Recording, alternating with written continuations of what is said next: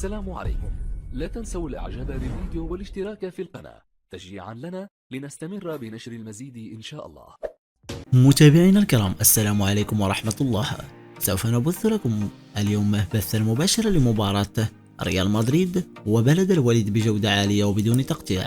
لا تنسوا الاعجاب بالفيديو والاشتراك بالقناة حتى يصلكم الاشعار عند بداية المباراة، حيث يخوض ريال مدريد مواجهة اليوم امام بلد الوليد بمعنويات مرتفعة بعدما انفرد بصدارة جدول ترتيب الدوري الاسباني، ويسعى للحفاظ عليه والفوز بمواجهة الليلة لتوسيع فارق النقاط مع اتلتيكو مدريد الذي يحتل المركز الثاني.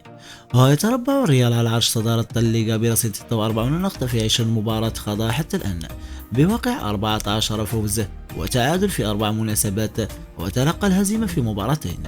ويأمل الميرينجي إلى مواصلة سلسلة انتصارات وتحقيق الفوز الرابع لها على التوالي في الدوري. سوف تنطلق المباراة بعد قليل. لا تنسوا الاعجاب بالفيديو والاشتراك بالقناة حتى يصلكم الاشعار عند بداية المباراة.